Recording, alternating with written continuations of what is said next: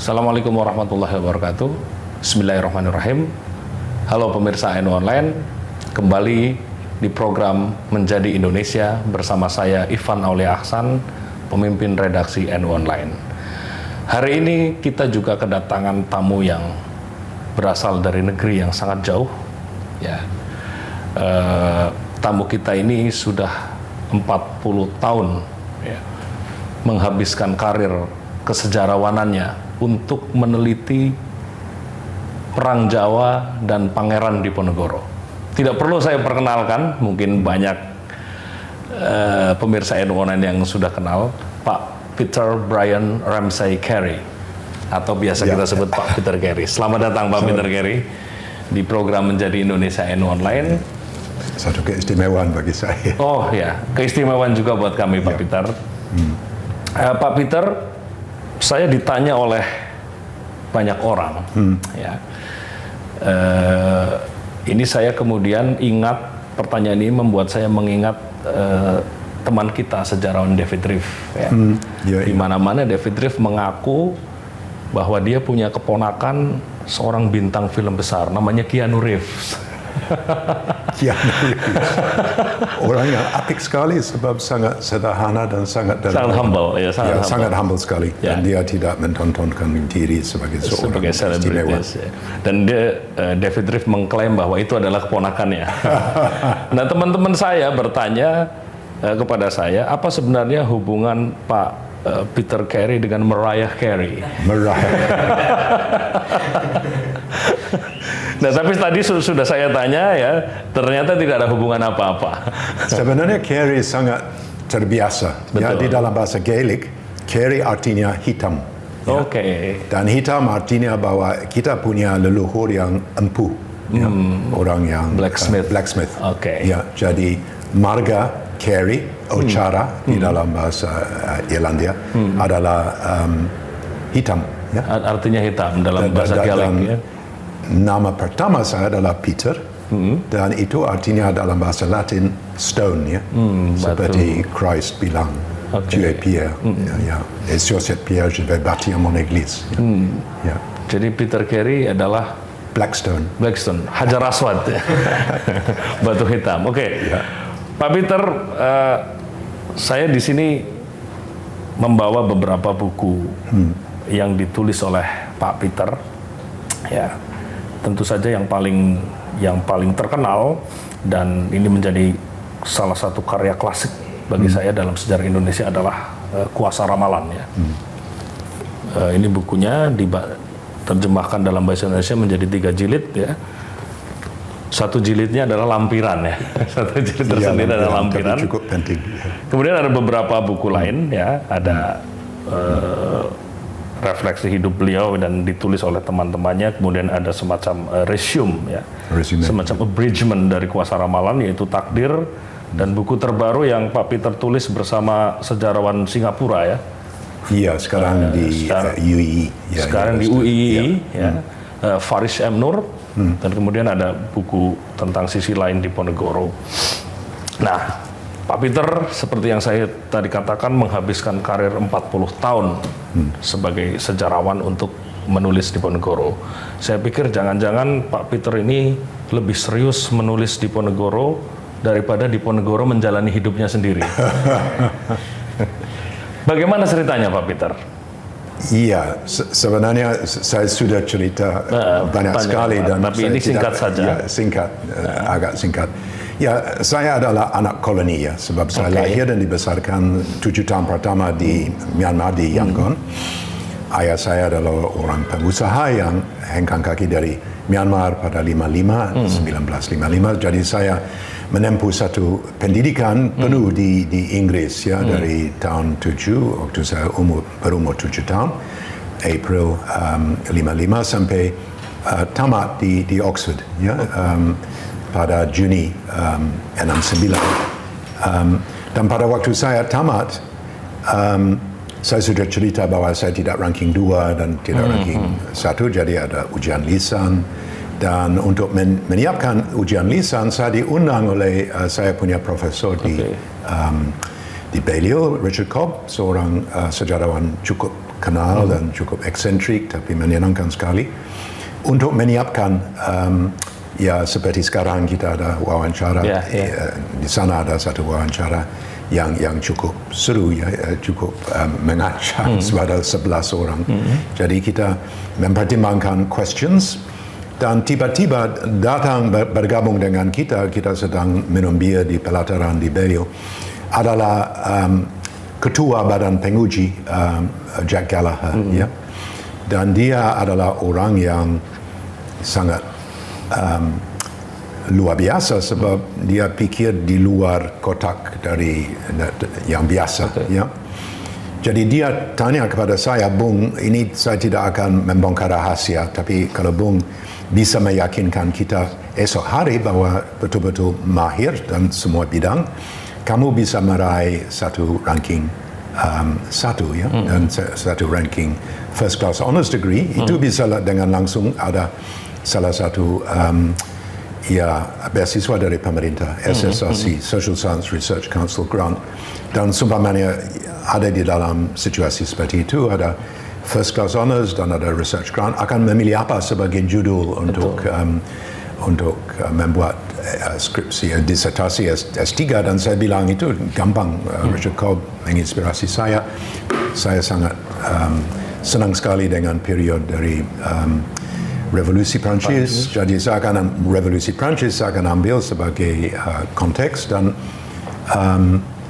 saya akan membuat satu sejarah daerah di Prancis. Mungkin areal di mana saya ada gap year, ya, di Dauphiné, di Grenoble.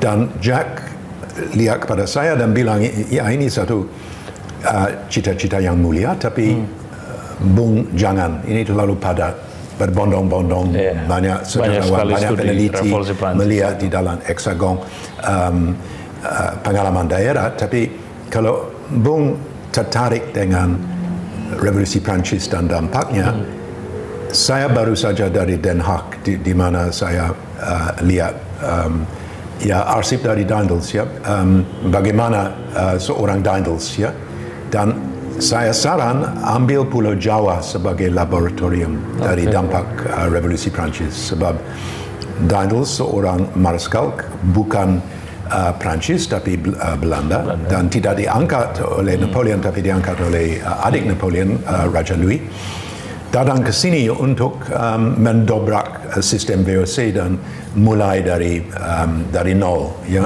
untuk membangkitkan satu negara modern, di mana ada pisah antara yang swasta dan yang pribadi, dan yang publik, ya. Dia mengangkat ya residen dengan pakai seragam quasi militer, ya. Bupati adalah kolonel, camat adalah mayor, ya, dan orang-orang yang lebih bawah semua punya pangkat militer, ya, supaya ini bisa ada satu keterobosan baru, supaya koloni Jawa bisa dipertahankan terhadap Inggris di laut India. Dan pada waktu itu adalah Perang Dunia I dengan Napoleonic and Revolutionary Wars. Di seluruh pelosok di dunia ada dampak, dan di Jawa ada dampak yang nyata. Dan untuk urusan kedua adalah bahwa kita bisa membangkitkan satu pemerintah kolonial yang jauh lebih sukses daripada VOC yang bangkrut, ya, pada akhir abad 18. Jadi dengan ini saya punya ESU scholarship, English Speaking Union scholarship, ya, ke Cornell. Dan di Cornell seperti saya masuk di dalam satu kamar ajaib, ya, sebab itu penuh dengan perpustakaan, arsip, kapasitas untuk mengajar dalam bahasa Jawa dan bahasa Melayu, Indonesia, bahasa Belanda. Dan George Cain yang adalah seorang graduate student waktu di kelas kedua di Jogja, dia mendirikan pada awal 50-an waktu dia diangkat sebagai profesor di Cornell, CMIP, ya, Southeast Asia program, dan Modern Indonesia Project ya. Yang banyak berjasa sekali. Waktu saya di Cornell, ada sebangsa Serosemajan yang datang, ada Taufik Abdullah yang sedang selesai disertasi mengenai Schools and Politics di West Sumatra, dan ada banyak the greats ya, Tom Harrison dan Claire Holt dan lain-lain ya. Jadi ini satu kesempatan emas bagi saya untuk betul-betul menggeluti dan memperdalam, membuat satu penelitian yang berarti mengenai Jawa sebab dan Indonesia. Dan ada dua kejadian. Satu kejadian adalah bahwa Ben Anderson meminjamkan saya geschiedenis van Indonesia dari De Graaf untuk sambil menyelam minum dengan belajar sejarah, dengan belajar bahasa Belanda, dan dengan tata titi saya setiap hari pakai kamus, setiap kata saya harus cari di dalam kamus, dan itu sangat alot. Tapi pada ujungnya saya bisa setiap 2 hari belajar satu bab di dalam buku ini untuk mempertajam pengertian mengenai bahasa Belanda. Dan salah satu saat saya lihat gambar dari menantu de Kock, Panglima de Kock, de Stuurs, François de Stuurs. Dan pada waktu itu tidak ada Tustel, dan orang perwira staf harus mahir membuat sketsa, sebab mereka harus lapor kepada senior, kepada orang yang berkomando bagaimana medan perang. Dan dia membuat sketsa dari Diponegoro sedang masuk perkemahan di Matese, di pulau di tengah-tengah Kali Progo, waktu ada 3 minggu di Magelang menjelang akhir dari bulan puasa dan Idul Fitri dan Hari Raya. Dan pada Hari Raya Idul Fitri dia ditangkap, hari Minggu juga ya, salah satu hari yang sakti oleh de Kock ya. Dan saya lihat gambar dari Diponegoro sedang masuk perkemahan di Matese, lesu, kita tidak bisa lihat wajah, tapi dia diiringi oleh prajurit bertombak, dan ada suasana sore sebab kita bisa lihat bayangan dari orang dan kuda, hanya dia di atas kuda diiringi paswal. Dan orang Tiongkok bilang selirik lebih berbobot dari 1000 kata. So a glance is worth 1,000 words. So I glanced, dan langsung ada kontak batin dengan Diponegoro. Ada di dalam hati kecil saya bilang, ya ini orang menarik sekali, ya orang yang siapa dia, ya yang ada unsur misterius, ada unsur lesu, ada unsur yang gaib, ya.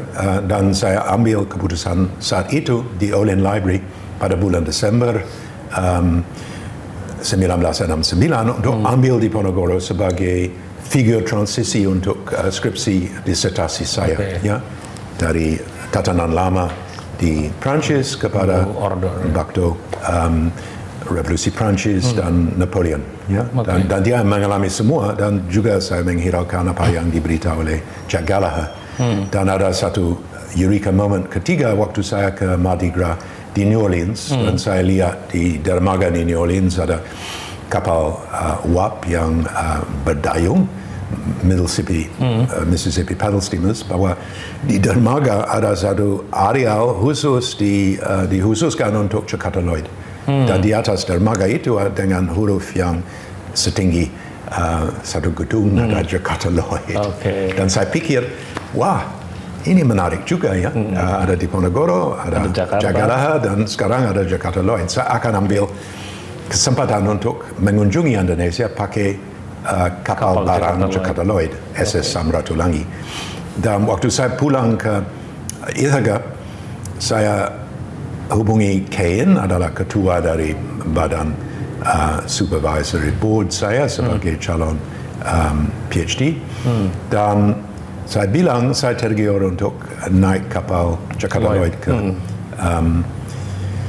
ke Jakarta dari New York. dan dia bilang kebetulan saya indekos dengan Pak Imam Pamujo di Jalan Terbang Taman di Kota Baru di Jogja, dan kita semua diringkus dan diambil sebagai tahanan perang oleh Colonel Van Langen waktu dia datang ke sini. 19 Desember. Jadi saya akan bel kepada Pak Imam di New York, dan saya jumpa dengan Pak Imam di New York dengan istri orang Amerika, dengan satu pemandangan yang sangat bagus sekali di atas Hudson River, dan istri dari Pak Imam bilang pada saya, Peter, if you don't do anything else in this life, you must take this opportunity. Kalau tidak membuat sesuatu yang lain di dalam hidup ini, ambil dengan dua tangan kesempatan ini untuk pergi, untuk menikmati. Dan sebenarnya kapal barang yang mengangkut 6,000-7,000 ton dari gandum untuk Jeddah adalah semacam taman mini Indonesia yang mini, it's a small floating taman mini Indonesia.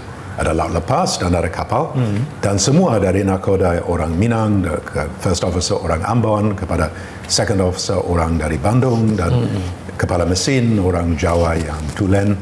Ya, saya bisa ada satu pengalaman yang langsung dengan Indonesia dari Sabang sampai Merauke, kemajemukan Indonesia dalam etnisitas dan dalam, ya, saya makan dengan banyak teruna orang Batak, dan setiap minggu mereka nyanyi di gereja mereka di atas kapal.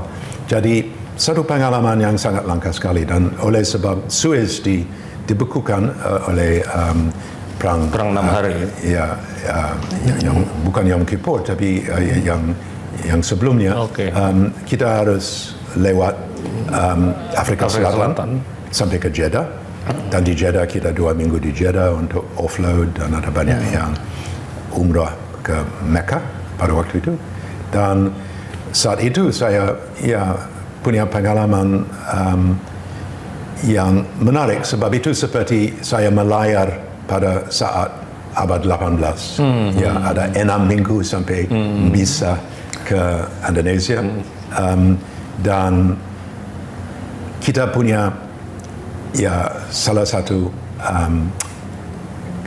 kesadaran bahwa ini satu penempuan jauh, tidak gampang, tidak ambil Emirates dan landing di Soekarno-Hatta. Itu sesuatu yang cukup menarik dan cukup jauh, dan di atas itu adalah dari Jeddah naik ayah dari Ali Alatas yang menjadi foreign minister, Menteri Luar Negeri zaman Orde Baru. Menteri Luar Negeri. Jadi saya punya, setiap hari saya diskusi dengan beliau, ayah dari Ali Alatas, dan pada akhirnya kita lewat Pulau Enggano, masuk Selat Sunda, dan sebenarnya niat kapal adalah ke Tanjung Priok, tapi kita menerima telex jangan ke Tanjung Priok, pergi dulu ke Teluk Betung pada waktu itu. Teluk Betung sekarang Bandar Lampung, ambil supplies, dan pergi ke Sumatera Timur, ke Indragiri, Jambi, dan Palembang untuk ambil karet. Dan kita ambil karet, dan saya di tengah-tengah Kali Musi, usus buntu saya pecah, di tengah-tengah Kali Musi, sebab di Sungai Musi, di tengah Sungai Musi, sebab saya mengajar bahasa Prancis kepada opsir kedua, orang dari Bandung, dan dia dengan sangat murah hati memberi satu makanan yang besar-besaran di Teluk Betung, di dalam restoran Tionghoa, Chinese restaurant. Dan saya pergi ke Mestri sesudah itu, dan saya bilang bahwa saya merasa agak mual, dan dia bilang itu gampang, Peter, kamu terlalu rakus, makan seakan diberi laxatif, dan dengan laxatif itu usus buntu saya pecah.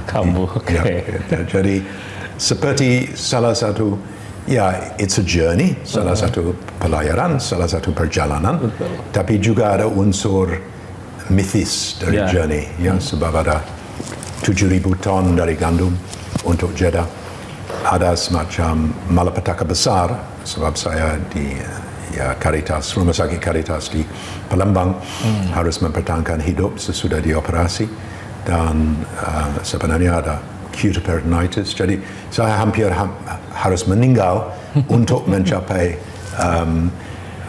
tanah yang dijanjikan. Oke.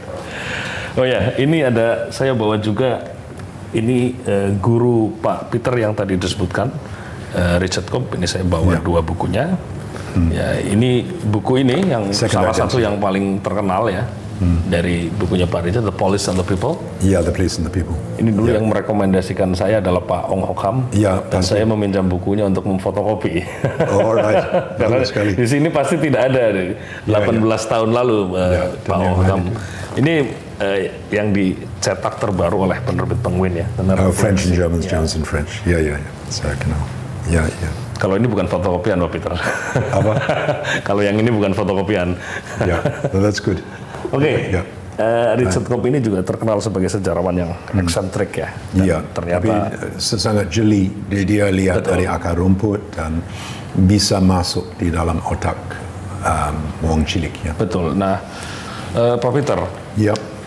40 tahun meneliti Perang Jawa dan Diponegoro tentu membutuhkan satu vitalitas pikiran yang kuat ya. Bagaimana Anda mempertahankan hasrat intelektual ya, untuk terus menekuni tema yang sama selama 40 tahun. Ya meskipun di sela-sela itu Anda meneliti tentang Timor Leste, ada juga meneliti hal lain. Tapi secara konsisten Anda menekuni tema yang sama selama 40 tahun. Bagaimana caranya? Ya, seperti saya sudah ditakdirkan sebagai juru tulis atau seorang yang akan menjadi mengorbitkan.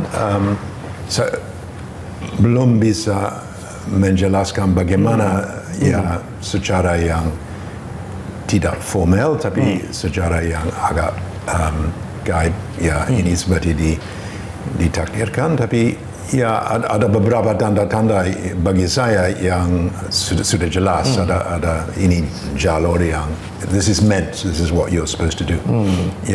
Sebab waktu saya pertama kali injak kaki di Jogja pada bulan Desember 71, yang saya sering ceritakan, saya pergi, saya tidak mengenal banyak orang di kota itu, tapi saya ambil cari satu losmen dekat stasiun, dan waktu saya baru tiba di losmen itu, losmen Indonesia, saya kebetulan menemukan teman saya, seorang Inggris namanya Philip, yang kerja untuk UNICEF, United Nations International Children's Emergency Fund di Gunung Kidul untuk meningkatkan gizi.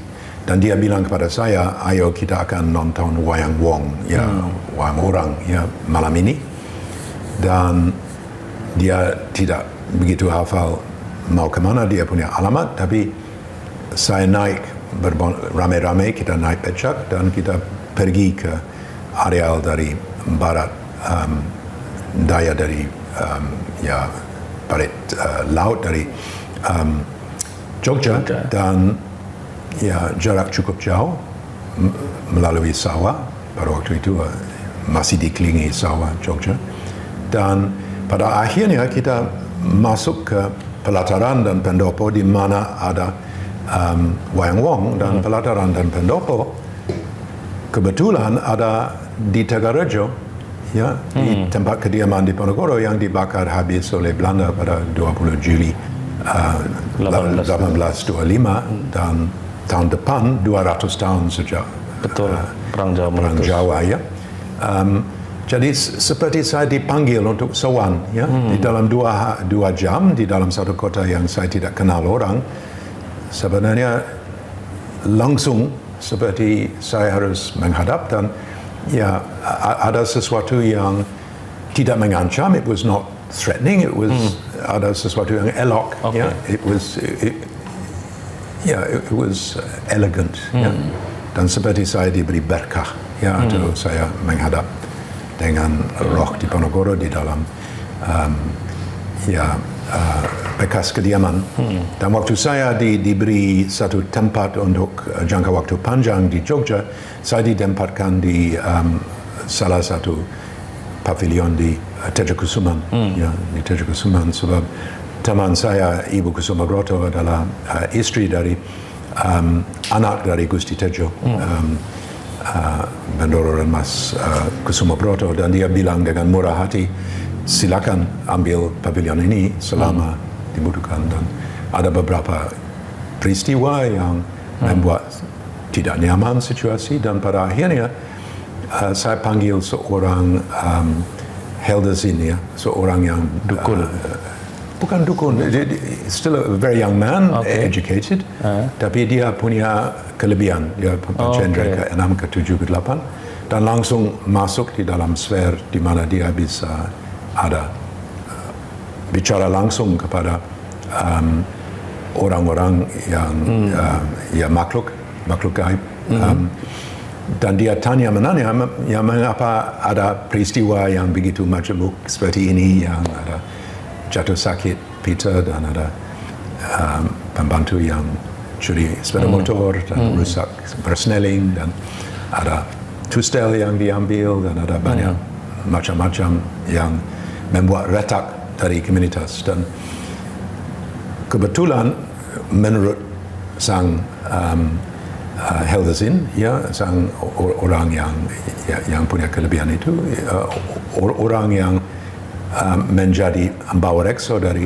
areal dari Tejokusuman itu adalah Raden Tumenggung Rekso Projo, mantan juru tulis di Ponorogo, dan dia lihat saya orang bule dan mau membuat satu situasi kurang nyaman, dan pada akhirnya saya diberi petunjuk untuk sakit perut, ada daun delimo yang dinyemplung, untuk tustel dan lain-lain, itu tarik, ada proses hukum, dan untuk memulihkan kesetaraan dan keharmonisan di dalam komunitas dari dalam Tejokusuman, harus ada selamatan.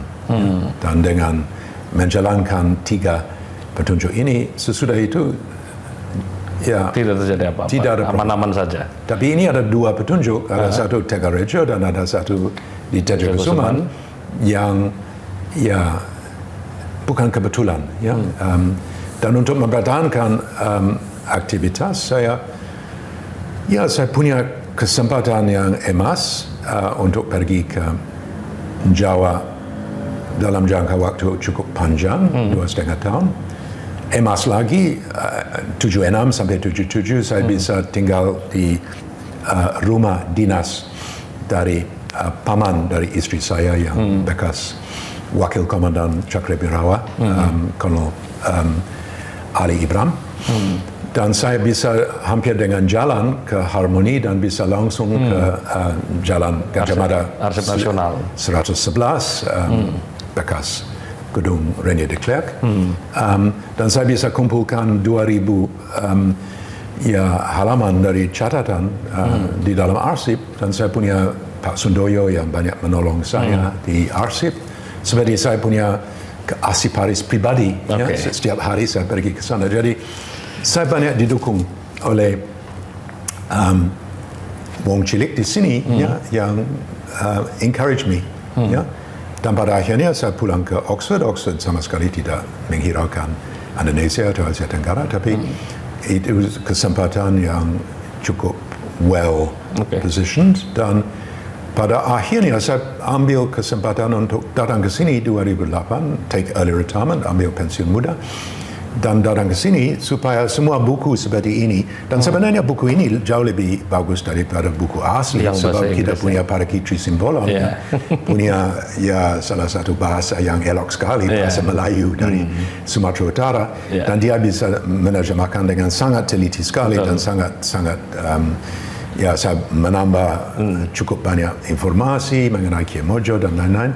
Dan ini bisa terbit dan itu bisa didukung oleh Yayasan Lestari dari Pak Hashim dan bisa ada 1,000 kopi yang dibeli supaya ini bisa dijual yang cukup harga miring. Dan waktu itu terjadi, saya sadar bahwa sebenarnya di sini ada banyak minat kepada Diponegoro dan sejarah, dan ada banyak orang yang cari genealogi, ada banyak ex keluarga Laskar dari Diponegoro yang bedol desa dan pergi ke Blitar dan Malang Selatan dan areal-areal dari Jawa Timur, Trenggalek, dan areal dari yang dulu tidak dihuni tapi sekarang dihuni dengan Laskar Rakyat, ya. Dan kita juga punya salah satu di dalam arus dari sejarah Diponegoro diorbitkan oleh penggerakan nasional, ya, seperti waktu ini separtai didirikan 1912 sampai 13, 3 serangkai dari Daus Dekker dan Suwardi dan Evi Daus Dekker, Suwardi dan Cipta Mangkusumo, semua menunjukkan simbol Diponegoro sebagai seorang yang tidak berkompromi dengan Belanda, seorang yang majemuk, multifaceted. Dia punya paman yang peranakan Tionghoa, Joy Kusumo, yang menjadi ahli siasat. Dia punya dokter pribadi, seorang India dari Bengal. Dia punya house guest Al-Ansari dari Jeddah, saudagar yang di Semarang yang juga sering datang ke Jogja. Dan dia punya sohib di dalam residen John Crawford yang mahir bahasa Kromo Inggil di dalam 6 bulan. Jadi the glue which all medium untuk bisa bergabung adalah bahasa Jawa dan budaya Jawa. Yang mahir dari Crawford, mahir dari Al-Ansari, mahir dari Non Gali yang menjadi dokter pribadi, dan mahir dari Joy Kusumo yang menjadi anak dari Hamengkubuwono II. Jadi ya, ini membuka satu pemandangan terhadap tatanan lama Jawa di mana semua dihargai. Jadi tidak ada situasi seperti dengan Papua atau dengan areal tersingkir dan terpinggir dan orang tidak dihargai. Di dalam Perang Jawa ada pasukan Tidore yang sangat digemari sebab mereka punya cari untuk melacak yang sangat tepat. Ada banyak orang Minahasa yang datang di bawah Eyang Buyut dari Prabowo sebagai komandan, Benjamin Thomas Sigar kapten, dan Dato Long sebagai panglima besar. Dan Diponegoro juga punya dukung dari orang Bugis dan orang Makassar, orang Bali dari Bali Buleleng melalui istri dari Kiai Mojo. Jadi ya, dan dia sendiri dalam diri sendiri orang Indonesia, bukan orang Jawa saja. Ya, dia adalah Eyang Buyut dari Bima yang menjadi emban di Tegarejo, yang adalah ujung tombak dari Tarakat Kshatriya di Jogja. Dan sebenarnya ibu negara. Kalau Mangkubumi adalah bapak negara, mendirikan Jogja.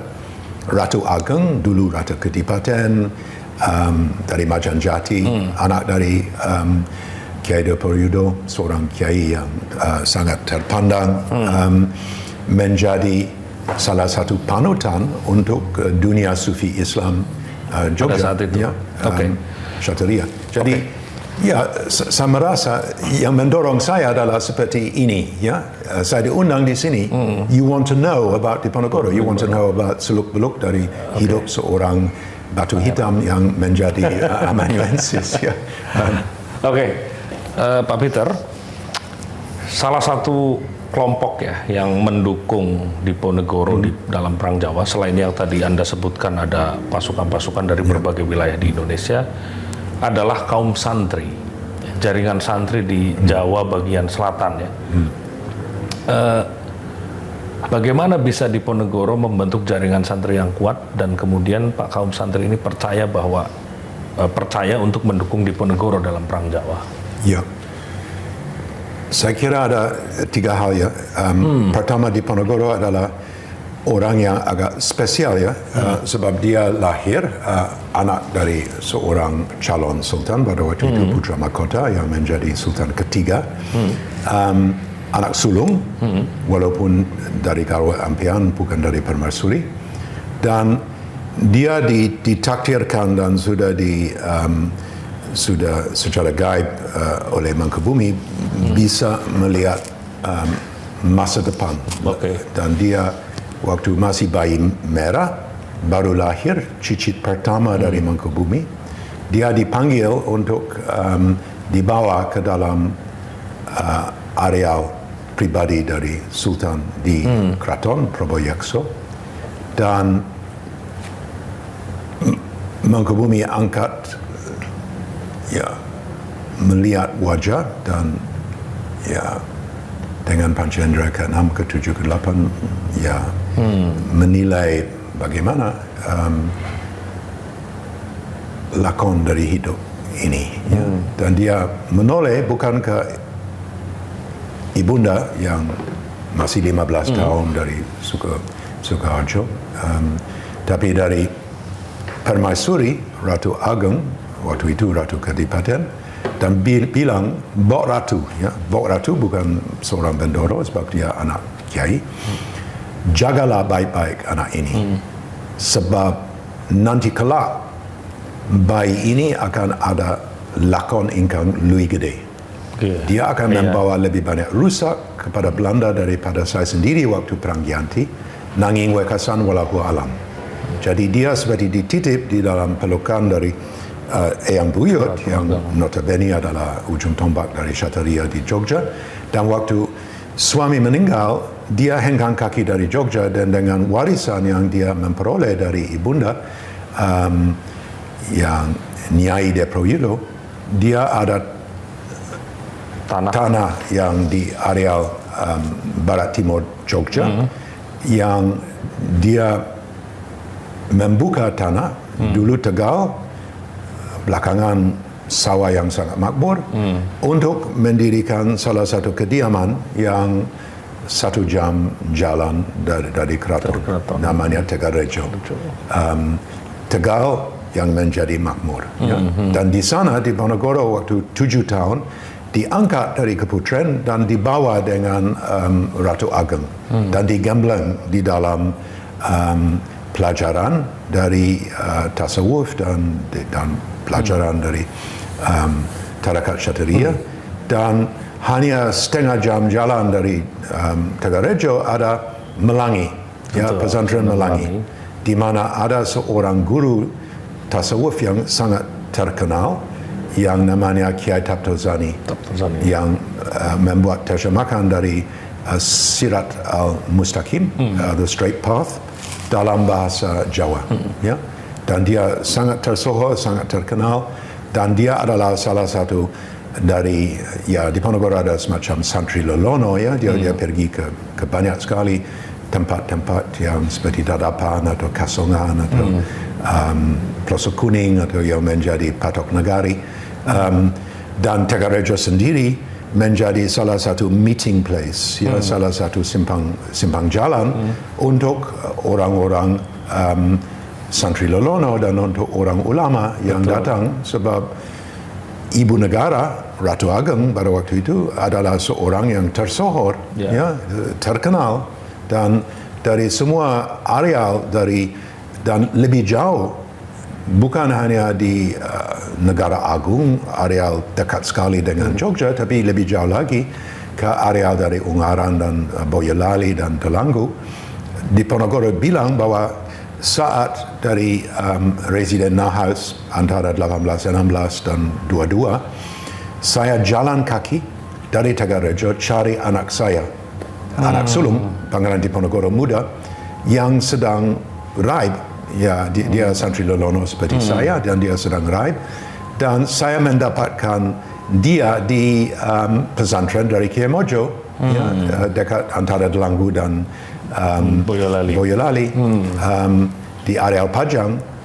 Jadi ini ada jaringan dari Santri Lolono, ada jaringan dari di mana kita cari ngelmu pada waktu itu, dan ngelmu yang digembleng dalam hadis dan Al-Quran dan fiqh dan tasawuf, ya. Jadi Diponegoro bukan orang yang menyendiri, bukan satu keraton yang menjadi museum seperti sesudah Perang Jawa. Ini salah satu hidup yang sangat luas dan ada banyak orang yang datang. Ya, it was a meeting place, salah satu tempat pertemuan intellectual, Islamic intellectual meeting place di Jawa, di Pulau Jawa. Dan Ratu Ageng tersohor, dia tidak tinggal diam, dia seorang prajurit, komandan dari prajurit istri, dan notabene hanya perempuan yang bisa menjadi pengawal dari Sultan. Dia adalah seorang ujung tombak dari Cateria, tapi juga seorang saudagar, sebab dia punya 50 ton beras setiap tahun, dan 50 ton beras didagangkan melalui keluarga seperti Al-Ansari ke Semarang, dan dari Semarang ke Bima, ya. Jadi dan dia import budak dan lain-lain dari Bima. Keluarga. Jadi Pulau Jawa bukan otaki, ya, it's exporting, ekspor dari tekstil, ekspor dari rami, ekspor dari beras, ekspor dari nila dan macam-macam. Itu ada semacam sinergi antara Pulau Jawa dan Maluku dan Indonesia Timur, apalagi dia trah dari Sultan Abdul Qadir, Sultan pertama dari Bima yang memerintah antara 1620 sampai 1641, dan anak dari Sultan ini menjadi seorang Santri Lolono di Jawa Timur dan menikah dengan salah satu perempuan dari pesantren yang tersohor juga di sana, terkenal, dan membuat salah satu trah di Sragen, ya, di Majanjati. Jadi ya, kalau kita mau tahu mengenai bagaimana seorang pangeran, seorang trah Mataram bisa ada persentuhan dengan dunia santri, kita harus mempelajari bagaimana masa kecil di Ponorogo, di Tegarejo, dan bau-membau dengan wong cilik, dan pakai pakaian compang-camping untuk ziarah ke Laut Kidul atau pergi ke Imogiri. Dan waktu di Imogiri, abdi dalam jimat di Imogiri yang mengenal beliau, mereka sangat senang sekali, sebab dia menyamar seperti Harun al-Rashid, ya. Dia menyamar waktu ziarah, dan tapi di mana-mana dia dikenal, ya. Dan untuk dunia santri, untuk dunia ulama, untuk dunia pesantren, mereka mengalami 3 ancaman. Satu ancaman adalah reform dari hukum, ya, dari Raffles yang mencabut hak untuk Surambi untuk ada wewenang di dalam hukum pidana. Ya. Kedua, mereka mengalami salah satu sifat yang sebenarnya tidak melekat kepada VOC, anti-Islam, ya. Dan kesombongan dari orang Eropa pasca revolusi Prancis dan pasca Napoleon.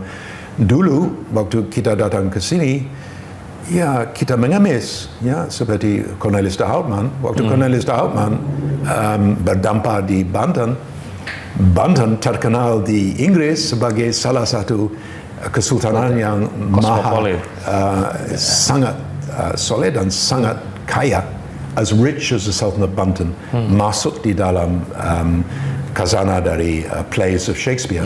Dan baru-baru ini di Sungai Thames kita mendapat wang logam dari Banten, ya, yang dicetak.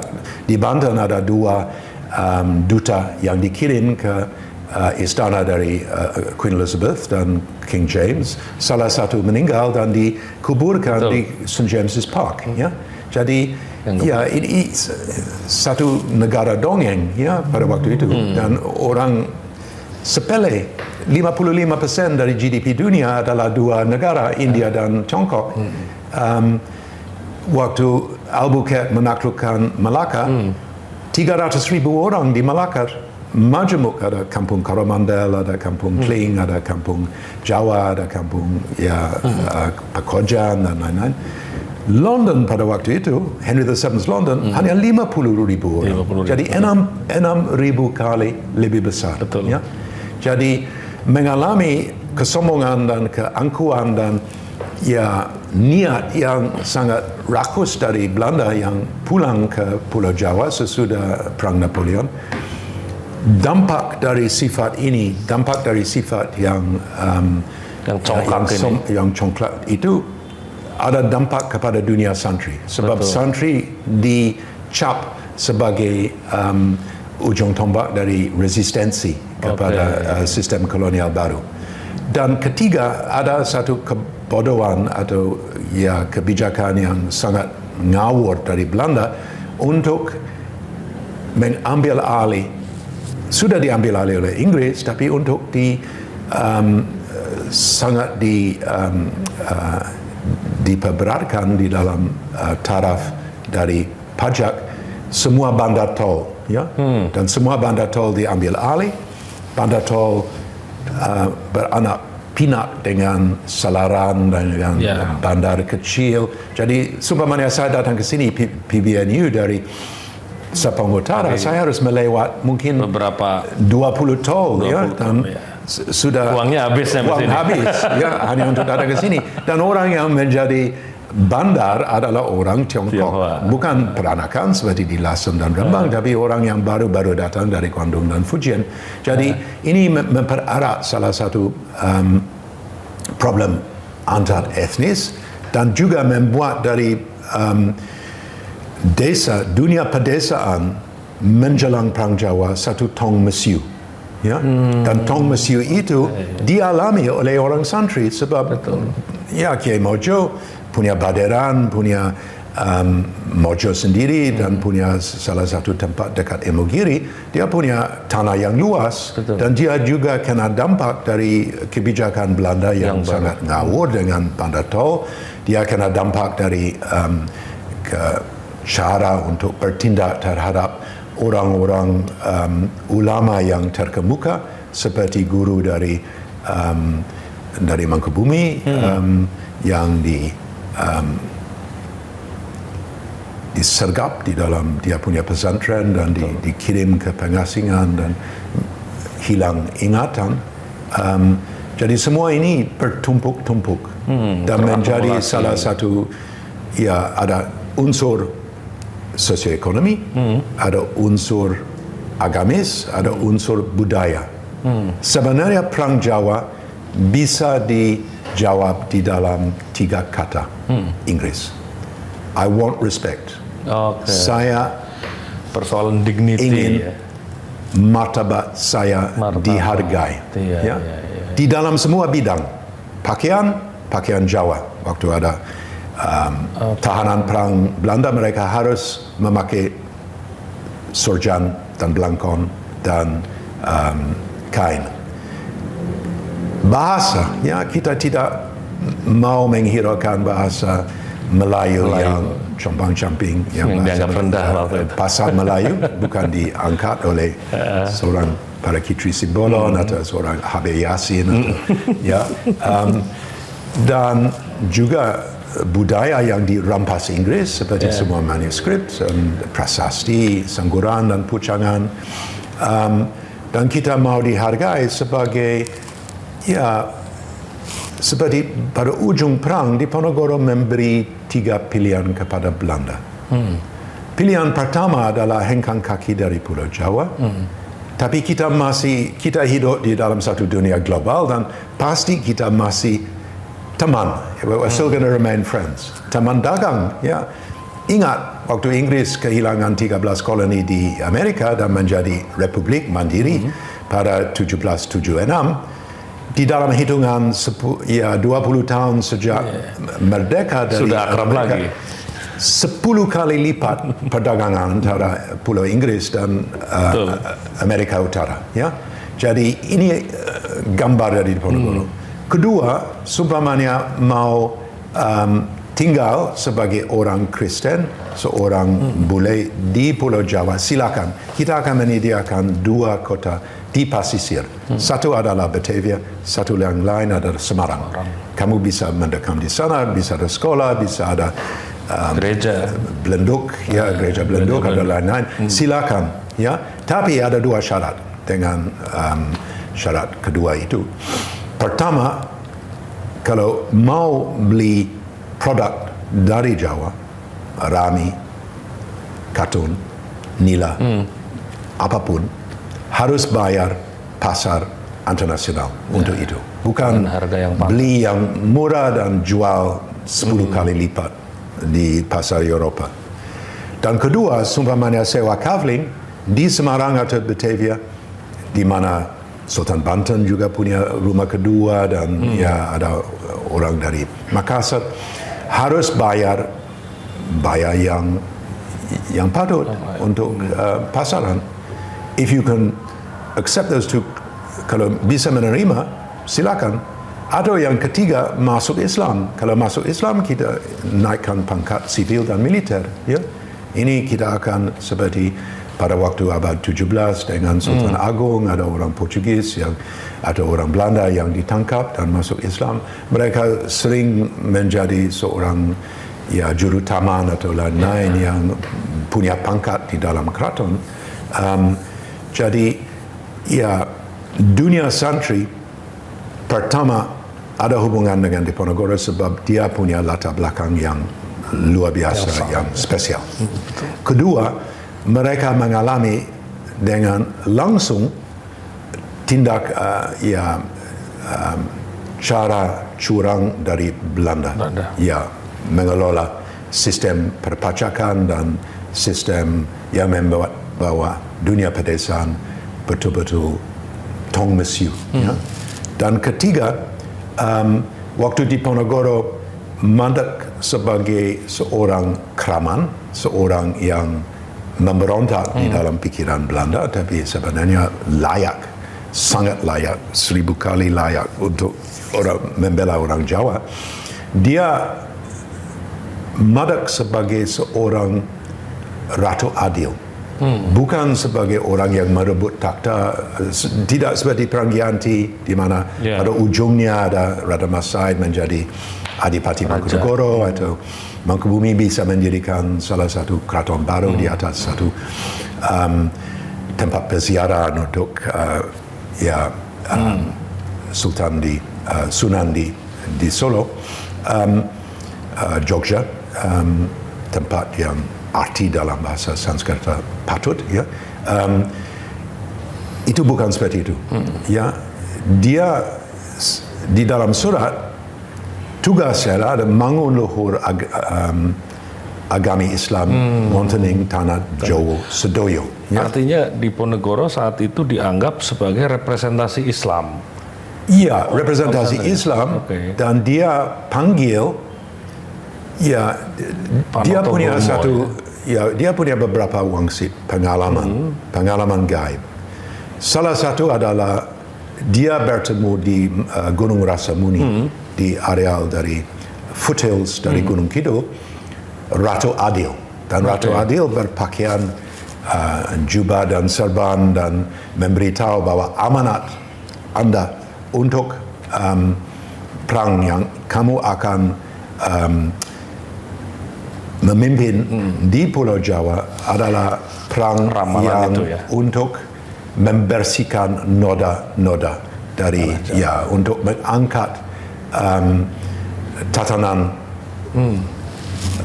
lama yang berbudi di sini. It's to raise. Ini satu perang yang punya tugas agamis tapi tugas moral. Ya. Dan amanat gua adalah Al-Quran. Ya. Dan wangsit kedua adalah bahwa dia di dekat Blumbang dan dia menemukan Wali Songo.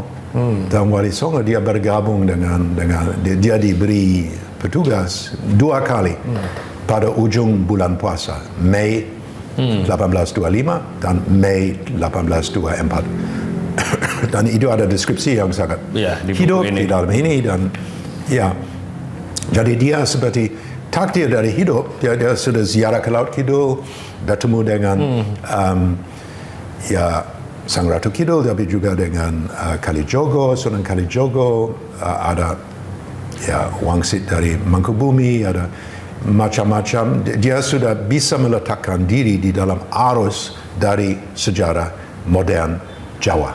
Ya? Oke. Dia bukan makhluk yang tidak. Ya, he knows his place. Ya, dia sudah ditakdirkan seperti Sunan Kalijogo di Parangkusumo pernah bilang. Ya, kirang tigang warso mali, wiwit bubraing ing tanah Jawa. Ya, dan kamu akan diangkat dengan leluhur nanging tando dowo. Ya, hanya untuk sementara waktu. Ya, jadi dia punya tugas untuk diangkat dengan leluhur, but not for long. Ya, tidak hanya sebentar. Dan tugas dia adalah seperti samurai yang terakhir untuk memberi satu tuladan bagaimana dia mengkorbankan hidup sendiri, mengkorbankan keluarga, mengkorbankan semua kekayaan sebab dia adalah pangeran yang paling kaya di Jogja sebelum perang, dan dengan kekayaan yang tidak dipres dan sebab membawa dengan wong cilik dengan cara yang tekun sebagai administrator, dan semua itu diluangkan di dalam satu perang yang mungkin di dalam hati kecil sudah tahu bahwa itu tidak sukses. Betul. Sebab Mangkubumi pernah bilang wakasan wallahu alam, dia tidak akan memberitahu itu kalau sudah jelas bahwa dia akan sukses di dalam perang Jawa. Dan Sunan Kalijogo di Wangsiti ke Parangkusumo pernah bilang nanging tandowo, ya, it's not going to be for long. Tapi dia melaksanakan, dia punya tugas, dia punya dharma. Ya, sebagai Ratu Adil yang memimpin Perang Sabil. Dan untuk Perang Sabil dia harus ada nasihat agamis, dan ada dua kiai yang Taptozani datang dari Solo untuk menasihati. Satu Suro tahun Wawu adalah ya 15 Agustus. Oke, Pak Peter, kita loncat ya. Ya. Diponegoro didukung oleh santri dan kemudian didukung oleh jaringan pesantren ya. Bahkan setelah Perang Jawa selesai dan banyak orang-orang di Ponegoro kemudian ngumpet ya. Dan menurut cerita-cerita yang saya dapat dari banyak pesantren di Jawa bagian selatan, bahwa pendiri-pendiri pesantren itu selalu berhubungan dengan Pangeran Diponegoro. Iya, dengan jaringan. Ini semacam neutron bomb yang explode. Ya. Ada banyak yang hengkang kaki dari Kedu, dari Mataram, dari mendirikan pesantren-pesantren. inti dari areal keraton sebab tidak nyaman lagi. Apalagi mereka adalah pengikut di Ponorogo dan itu mengangkut orang Bagelen dan Banyumas juga. Tapi satu arus yang sangat berarti sekali adalah arus ke timur melalui jalan selatan. Melalui Pacitan, melalui Trenggalek, melalui Blitar Selatan sampai ke Malang Selatan. Ya. Dan itu adalah semacam bedol desa. Ya. Dari Laskar yang sangat menjiwai ideologi agamis dari perang. Ya. Dan mereka mendirikan takeran dan tempat-tempat di Kediri dan di Magetan dan di Jawa Timur. Bung Karni adalah cucu atau cicit dari koki di Ponorogo. Ya, Onggo Merto yang juga hengkang kaki dari melarikan diri. Bukan, dia dikirim ke Manado, mengikut dalam 19 orang yang paswal di Ponorogo. Tapi pada akhirnya pulang ke Pulau Jawa, ke areal Klaten, dan belakangan keluarga pergi ke Sumberdiren di areal dari Blitar dan mendirikan salah satu kediaman dan hidup baru. Dan di Jawa Timur ada istilah dari sawah kecil bahwa kita menanam pohon sawah kecil di pelataran belakang. Sumpamanya ada situasi seperti ya di Surabaya antara 27 Oktober dan 20 November 45, kita bisa dengan cepat melihat siapa konsul kita, yang kita bisa kodenya sama kecil mengandalkan. Ada semacam pasemon, dan itu adalah cara untuk mendirikan salah satu komunitas baru. Kalau kita ke Gunung Kawi, itu didirikan oleh dua pengikut Diponegoro untuk melindung dari Belanda, sebab itu cukup terlindung dan tidak menjadi tempat pesugihan, hanya belakangan menjadi tempat pesugihan. Nah, jaringan ini yang kemudian sekitar 1 abad setelah Perang Jawa mendirikan Nahdlatul Ulama, Pak Peter. Ya, pasti. Betul. Ya, jaringan ini yang 1 abad kemudian setelah Perang Jawa 1830 berakhir, Nahdlatul Ulama 1926. Ya, dan 2 tahun lagi NU juga 1 abad. Artinya jarak antara Perang Jawa dan pendirian NU dengan pendirian NU dan sekarang itu sudah sama, jaraknya. Nah, Anda melihat NU dari perspektif jaringan pesantren yang terbentuk sejak Perang Diponegoro ini bagaimana? Ya, konteks dari mendirikan NU oleh Ki Hashim Ashari adalah bahwa sudah ada konteks di Jawa Timur dan tidak kebetulan di Jawa Timur dan bukan seperti Ki Ahmad Dahlan di Jogja, bahwa konteks dari keislaman di pesantren dan turba sesudah Perang Jawa dengan pengajaran yang syarat anti kolonial, itu adalah satu kenyataan, dan itu membuahkan keluarga dari pendiri NU, sebab akar mereka adalah akar dari dunia dari Jawa Timur pasca Perang Jawa, di mana tidak kasat mata, tidak kita tidak lihat dengan mata sendiri, tapi ada semacam arus di bawah tanah, arus di dalam dunia pesantren di Jawa Timur yang sangat anti Belanda. Dan itu adalah tidak kebetulan, dan sebenarnya ini Perang Jawa, kita harus ada sesuatu 3 jilid mengenai pasca Perang Jawa. Dari 1830 sampai pendiri NU, 1926. Sebab ini adalah cikal bakal, ini adalah akar rumput, adalah sumsum tulang dari NU. NU tidak bisa dibayangkan kalau tidak ada Perang Jawa dan tidak ada Diponegoro dan tidak ada diaspora dari santri dari Jawa Tengah. Apalagi ke Jawa Timur, wadah dari NU adalah Jawa Timur. Wadah dari Tarekat Syatiri adalah Jawa Barat. Dan sekarang ini kita melihat di banyak platform media sosial, termasuk juga Pak Peter Carey sedang ramai dibahas di mana-mana, potongan-potongan video Pak Peter Carey banyak yang viral di TikTok, di Instagram. Nah, tapi sebenarnya bukan masalah spesifik itu yang akan kita bahas, tapi masalah spesifik tentang klaim-klaim historis dari satu pihak atas sejarah Indonesia, Dan ini tidak hanya dilakukan oleh satu kelompok saja, tapi juga oleh banyak kelompok di Indonesia. Seperti ada kontestasi memerebutkan narasi masa lalu. Nah, di Indonesia ini sangat kuat, Pak Peter.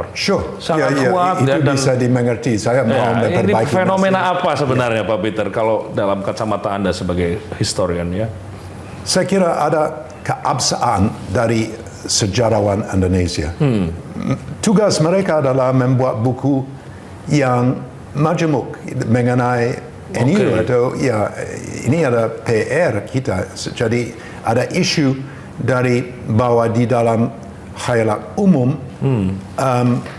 narasi dari sejarah tidak dengan cukup teliti dan cukup nyata di atas dasar dari kearsipan dicerita oleh saya orang bule, dan itu tidak patut bahwa hanya orang monco yang menulis sejarah. Harus ada orang Indonesia dan orang Jawa sendiri yang menulis, dan harus ada semacam dangles yang datang ke sini untuk membuat salah satu terobosan untuk salah satu dunia universitas baru. Saya yakin bahwa UII akan melejit, akan naikkan peringkat 200 yang terbaik di dunia. Tapi sebenarnya semua universitas negara di sini harus di dalam 200 terbaik. Mungkin bukan di dunia, tapi di Asia. Ya?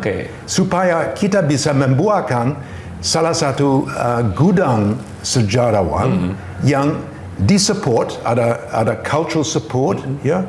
Bayangkan, saya dengan Vatiman, dengan jeripaya mengangkat Babad Diponegoro sampai ke ambang pintu internasional, dan itu diakui oleh UNESCO pada 18 Juni 2013. Tapi ada semacam senyap, ya. Sesudah itu tidak ada berbondong-bondong datang dari pemerintah inisiatif seperti waktu Belanda dengan Komisi voor de Volksstruktuur untuk membangkitkan Babad Diponegoro di dalam berapa bentuk, ya. Bentuk ilmiah, salah satu text edition yang paling bagus, dan juga buku kecil yang kita bisa baca mengenai Kiai Mojo dan Diponegoro, apa sebenarnya hubungan antara mereka, bagaimana mereka ada argumen mengenai ada mukmin, ada penghulu, ada ratu, bagaimana untuk membagikan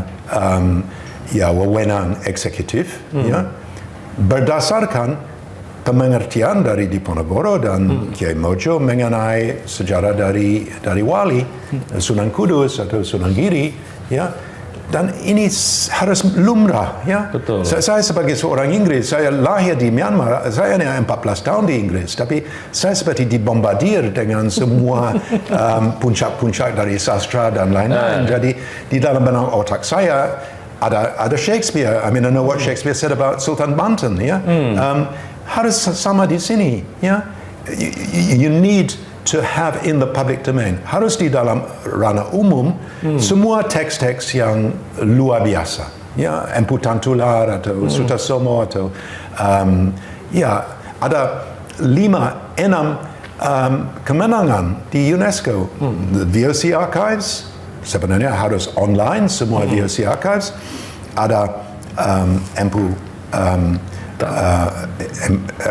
Prapanca dengan Negara Katagama Desa Warnana 2009. Ada Ilagaligo, salah satu teks yang paling majemuk di dunia, ya, mengenai creation myths of the Bugis.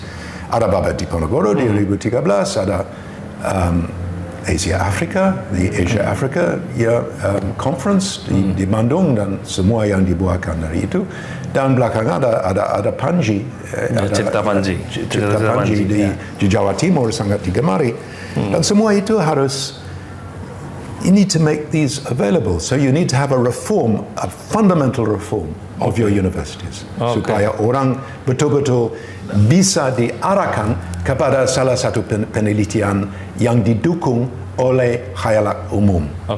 People recognize that this is something worthwhile doing. It's an honorable profession, bukan sesuatu yang lux. Dan sebenarnya kalau ini terjadi, the writing of your history tidak akan, sekarang nature abhors a vacuum. Kalau ada vacuum, banyak yang akan masuk di dalam vacuum itu untuk menghuni seperti satu dunia kosong yang dihuni oleh makhluk gaib. Ada makhluk gaib di dalam hari ini adalah cerita yang masing-masing mengenai sejarah, cerita masing-masing untuk membuat satu genealogi.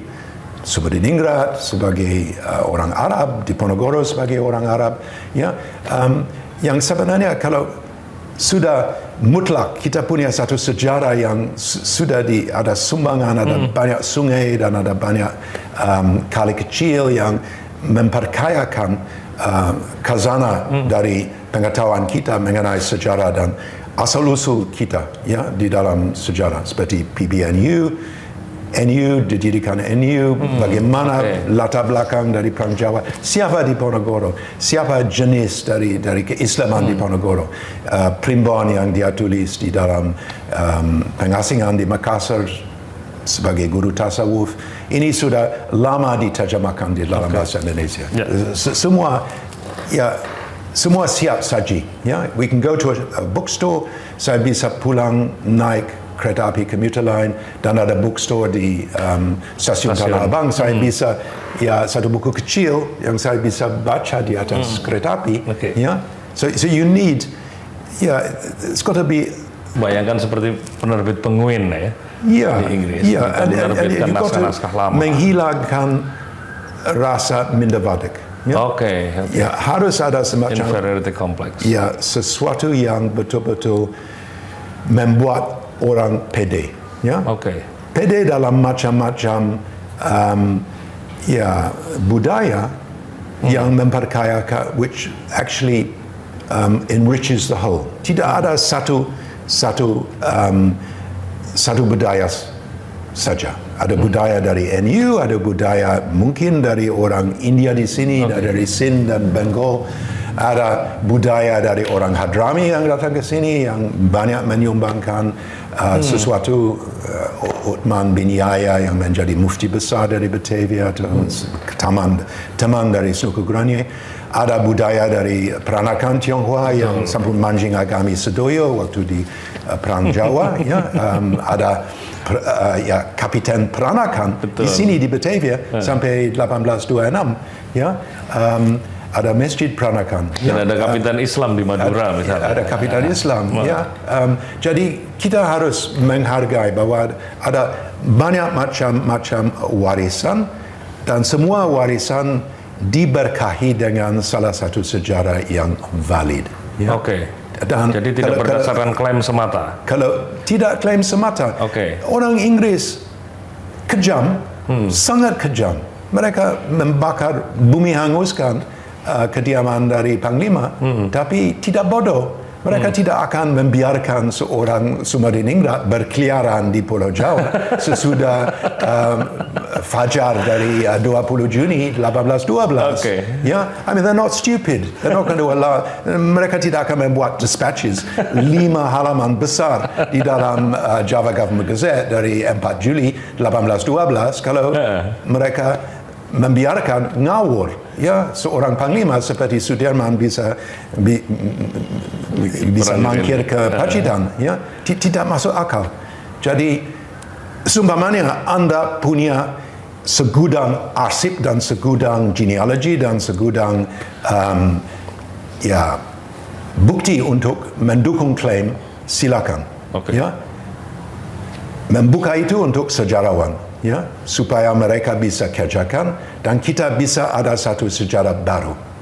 Sejarah baru dari Londo Iren, 3,000, 4,000 orang Ghana yang datang ke sini dan dari Togo dan Burkina Faso yang datang ke sini dan bermukim di Purworejo dan tempat-tempat lain.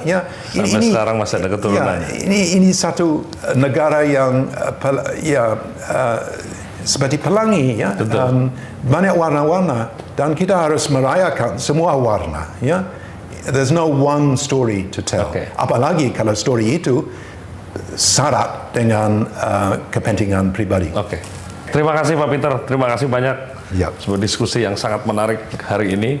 Kita membicarakan macam-macam tema dari mulai bagaimana Pak Peter menjadi sejarawan, kemudian kita mengobrol tentang Perang Jawa ke NU dan akhirnya kepada klaim-klaim sejarah yang sedang ramai hari ini. Dari diskusi tadi ada pernyataan menarik Pak Peter bahwa yang perlu kita lakukan sekarang dengan menaikkan tradisi akademik, dengan membantah klaim-klaim historis dengan penelitian-penelitian akademik yang akurat adalah untuk menghilangkan minderwaardig dalam bahasa Jawa. Untuk menghilangkan inferiority complex. Dan itulah yang harus kita perjuangkan saat ini. Baik sebagai warga negara Indonesia, baik sebagai orang Islam Indonesia, maupun sebagai warga Nahdlatul Ulama. Terima kasih. Demikian program Menjadi Indonesia hari ini. Wallahul muwaffiq ila aqwamit thoriq. Wassalamualaikum warahmatullahi wabarakatuh.